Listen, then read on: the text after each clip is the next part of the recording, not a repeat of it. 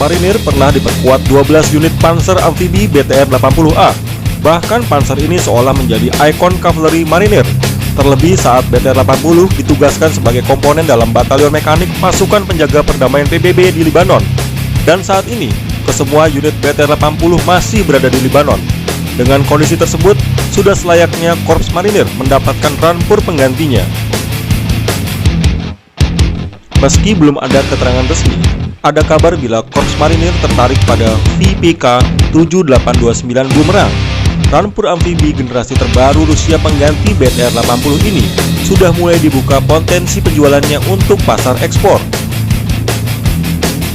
Seperti halnya APC BT-3F yang akan diterima Korps Marinir, maka VPK 7829 Boomerang adalah produk alutsista yang terlahir sebagai barang baru. Bahkan militer Rusia pun statusnya belum menerima resmi Boomerang. Sekilas tentang VPK 7829 Boomerang, rampur ini diproduksi oleh VPK Company dalam dua varian, yaitu BTR 7829K16 Boomerang sebagai rampur angkut personel dan VPK 7829K17 Boomerang sebagai rampur Infantry Fighting Vehicle. Untuk varian pertama, yakni K16 Boomerang EPC, dapat membawa 7-8 pasukan infanteri. Rampur ini dipersenjatai senapan mesin berat 12,7 mm dengan remote control weapon station. Kemudian varian kedua, yaitu K17 Boomerang Infantry Fighting Vehicle, dilengkapi senjata pemukul berupa kanon kaliber 30 mm atau meriam kaliber 57 mm. Konfigurasi persenjataan favorit pada K17 Boomerang mengadopsi kubah dengan senjata utama kanon 2A42 kaliber 30 mm, senapan mesin koaksial 7,62 mm, dan 4 rudal anti-tank Hornet. Kanon 2A42 serupa dengan yang ada di rampur BVP-2 Korps Marinir. Kanon ini punya jarak tembak efektif untuk sasaran udara 3000 meter dan jarak tembak efektif untuk sasaran permukaan hingga 4000 meter.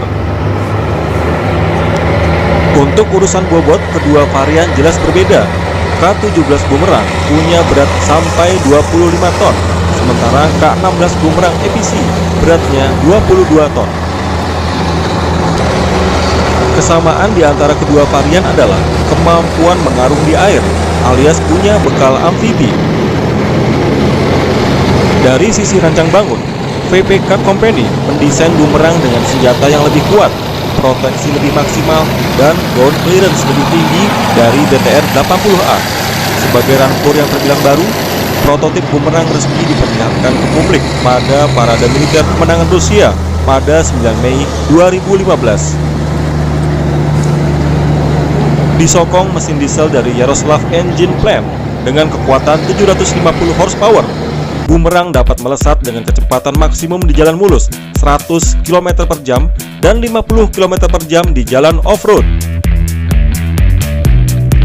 Seputar kapabilitas amfibi, rampur ini disokong 2 unit propeller di bagian belakang, menjadikan kecepatan mengarungnya hingga 10 km per jam. Dengan kapasitas bahan bakar penuh, di jalan darat, Boomerang dapat menjelajah hingga 800 km. VPK 7829 Boomerang diawaki oleh 3 personel, yaitu komandan, pengemudi, dan juru tembak. Khusus varian EPC, seperti sudah disebutkan, dapat membawa 8 pasukan infanteri. Tidak seperti pintu akses samping untuk pasukan yang digunakan pada BTR-80. Boomerang menggunakan rem door pada bagian belakang. Ini dipandang lebih memudahkan untuk kecepatan dan keamanan pada deployment pasukan. Sebagai Infantry Fighting Vehicle, K17 Boomerang dilengkapi proteksi Afghanit Hard Kill Countermeasure, yaitu sejenis radar untuk mendeteksi ancaman serangan dari roket dan rudal anti-tank yang datang dari jarak 4-200 meter dari posisi kendaraan.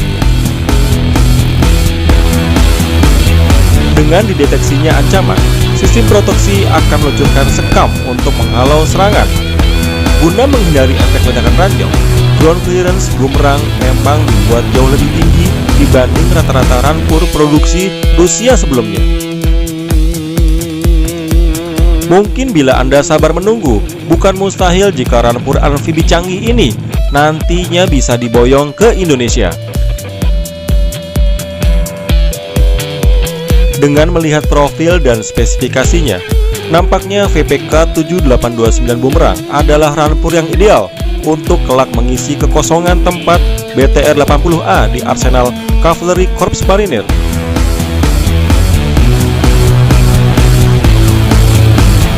Nah, demikian sekilas bedah calon alutsista Indonesia. Nantikan konten menarik lainnya hanya di channel indomiliter.com. See you!